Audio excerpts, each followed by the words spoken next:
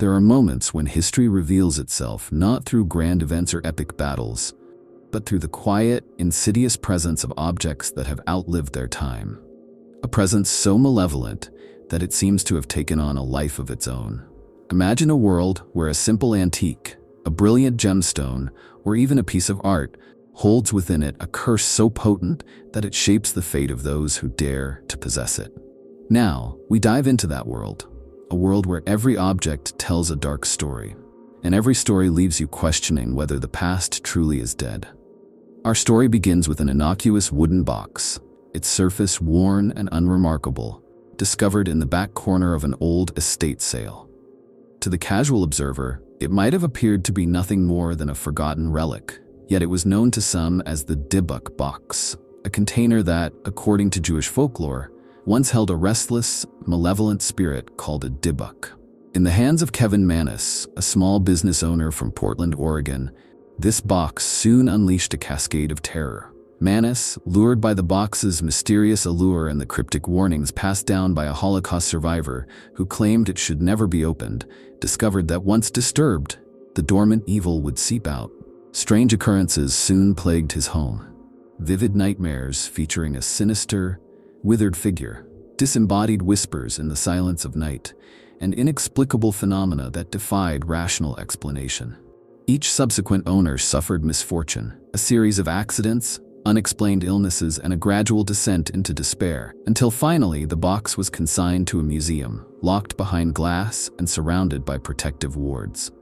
Yet even behind barriers, its legend continues to haunt the minds of those who dare to listen. Not all cursed objects are hidden away in dusty boxes, however. Some dazzle the eye with their beauty while harboring dark secrets. Consider the Hope Diamond, a gem that has captivated the world with its mesmerizing deep blue brilliance. Weighing over 45 carats and shrouded in mystery, the diamond's story begins with a fabled theft, a legend that claims it was stolen from the sacred altar of an Indian temple, plucked from the eye of a deity, and imbued with divine retribution. Throughout its long and turbulent history, the diamond has passed through the hands of kings, queens, and the wealthiest elites, leaving behind a trail of heartbreak and tragedy. King Louis XVI and Marie Antoinette, who once adorned it with the hope of eternal fortune, were swept away by the guillotine amid the chaos of revolution. In later years, aristocrats and industrial magnates who claimed to possess it met untimely and often gruesome ends. Deaths by violence, inexplicable illnesses, and financial ruin. Even in modern times, when the Hope Diamond found a new home in the Smithsonian Institution, the whisper of its curse seemed to linger, a chilling reminder that beauty can sometimes be a harbinger of doom. The line between art and object blurs in the case of Robert the Doll, a seemingly harmless plaything that has become an icon of paranormal lore. In a modest museum in Key West, Florida, Robert sits encased in glass, dressed in a faded sailor suit, his eyes seemingly following visitors as they pass by. Once the cherished companion of a young boy named Robert Eugene Otto, the doll's origins are steeped in mystery and whispered rumors of black magic. It is said that, from the moment Robert the Doll entered the life of the Otto family, strange occurrences began to shadow their every move.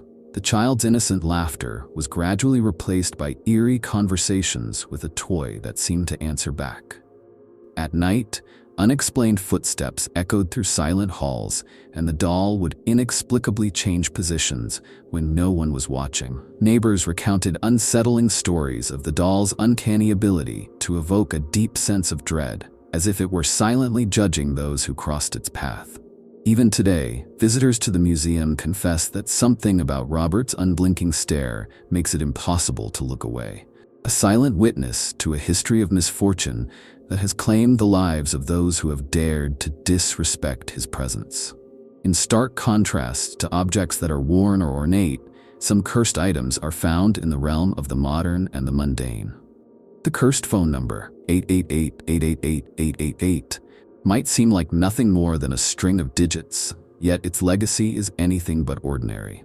Originating in Bulgaria, this number became infamous for a series of deadly coincidences that spanned several years. Each owner of the number met a violent and premature death. One succumbed to a sudden, unexplained illness. Another was fatally attacked in a violent altercation, and yet another disappeared under circumstances that defied explanation. The pattern was too precise, too eerily consistent to be mere chance. And eventually, the telecommunications company severed all ties with it, deactivating the number in an attempt to end the legacy of death. The curse of this number lingers as a modern urban legend, a reminder that even in our high-tech age, some mysteries remain unsolvable. Some forces beyond the control of reason and science. Art has always been a reflection of human emotion, but when that art becomes the vessel for something darker, the results can be horrifying. The Crying Boy painting, mass-produced in the 1950s, became an everyday household decoration in the United Kingdom, a sentimental image of a weeping child that many families cherished.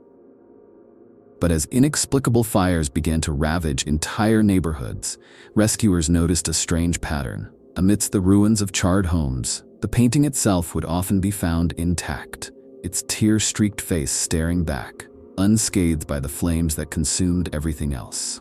The phenomenon sparked widespread panic and superstition, and soon the painting was banished from countless homes, its presence too eerie to endure.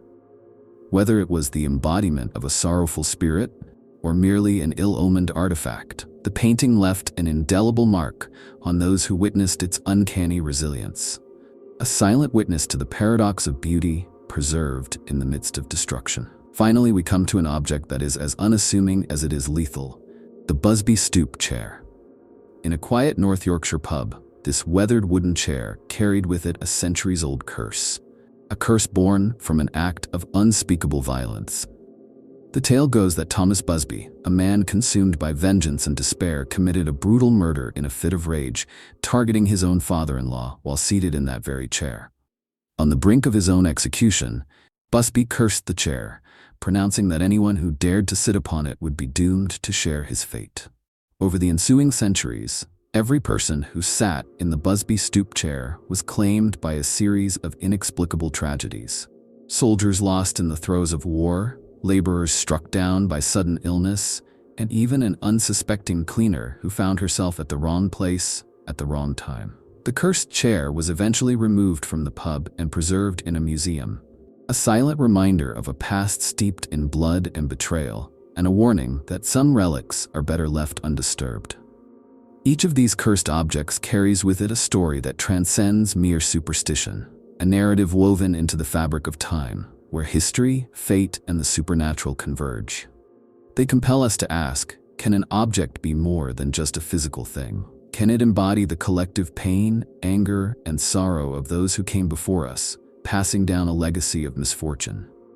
As we examine these artifacts of darkness, the Dybbuk Box, the Hope Diamond, Robert the Doll, the cursed phone number, the Crying Boy painting, and the Busby Stoop chair, we are forced to confront the unsettling possibility that some curses are not merely stories to scare children, but warnings etched into the very soul of history. In the quiet moments of our lives, when we pick up an old trinket or gaze upon a weathered painting, we are reminded that every object has a past, and sometimes that past is marred by tragedy. And as the shadows lengthen and the night draws near, perhaps it is best to leave these relics undisturbed, their secrets locked away in the silence of forgotten time. For in their silence, they speak volumes, a warning, a lament, and an echo of a darkness that refuses to die. Thank you for joining me on this journey into the heart of darkness. If you found these tales as haunting as I do, subscribe and stay curious, for there are many more mysteries waiting in the shadows, ready to reveal their secrets in time.